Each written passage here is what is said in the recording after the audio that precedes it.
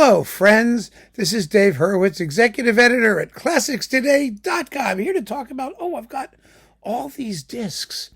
I mean, really, maybe we'll do this one. Yes, because, we just did a works that I collect compulsively, and one of them was the Saint-Saëns Egyptian Concerto, his Piano Concerto number 5, and I have this recording of it, which we haven't talked about, but it comes to us from the excellent Brazilian pianist Clélia Iruzun, who is really a fine, fine artist. And she did that unbelievable Francisco Mignone piano concerto, which is incredible.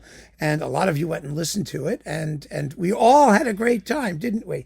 So she's done the Saint-Saëns Egyptian Concerto, along with Brazilian composer Alberto Nepomuceno. Nepomuceno. There we go. Nepomuceno. That's the word. Or Cheno or something like that. But Nepomuceno, his Suite Antiga, Opus 11, which is a lovely work. We'll get to that. And most importantly, Henrique Oswald's Piano Concerto, another Brazilian composer who lived from 1852 to 1931. You may have heard the Oswald Concerto because it was included in the Hyperion Romantic Piano Concerto edition. This is a very good performance. It's at least as good as the Hyperion. For my money, I think it's a tad better, but it's apples and oranges. I mean, in other words, they're both very good. Let's put it that way. Now, the Oswald Piano Concerto is Opus 10. It comes from the latter half of the 19th century. It's an attractive work.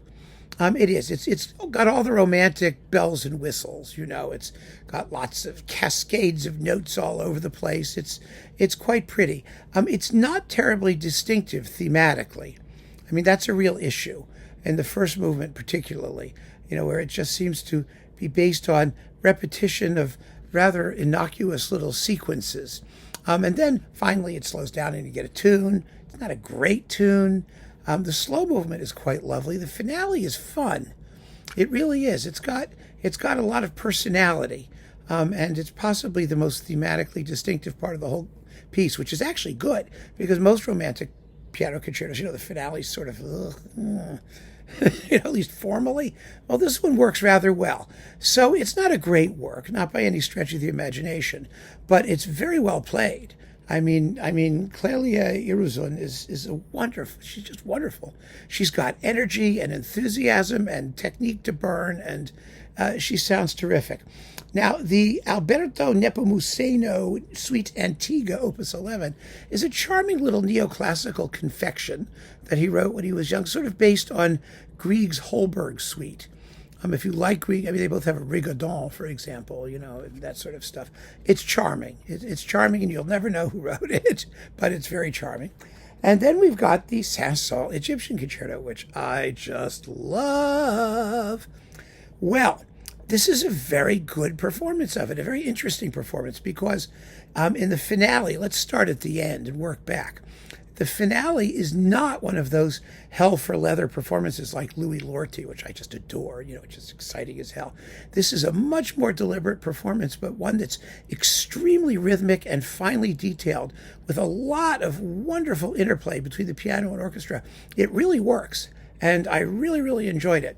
Moving backwards to the second movement, which is the Egyptian movement. All right, it needed more tam-tam. Isn't that stupid of me? It is, in a way, because the tam-tam part consists of 3 pianissimo taps. I know. I played them. But when I played them, you heard them. Here, you barely know they were. Come on.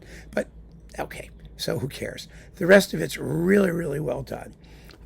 It's colorful and exotic. And Saint-Saëns spent his whole life, like every day he got up and practiced scales for like 2 hours, and you can tell in this piece, you have to be able to play his music, all the runs and ripples and arpeggios with complete effortlessness. And she does. She really does. She plays them just beautifully, absolutely beautifully. And that's particularly true in the first movement, because you've got that motive, bum, bum, bum, bum, bum, bum, up, runs up and down the keyboard. And it just has to flow. It's Mozart talked about his performances of his own piano concertos. He said he made the runs flow like oil. Well, that's what they do here. It doesn't mean it's greasy or slimy. It's smooth as silk, very beautiful, very even.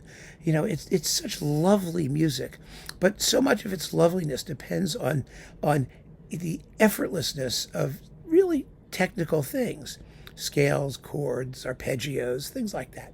And Clélia Iruzun does it very, very nicely. So the accompaniments are quite well done with Jac van Steen and the Royal Philharmonic. Again, this is on the Somm label, and it's terrific. It's really, really good. So go for it. Give yourself a shot. You can't have too many Saint-Saëns Egyptian concertos anyway. And this one is different from all the others in a good way. So keep on listening, friends. Thanks for joining me. Take care.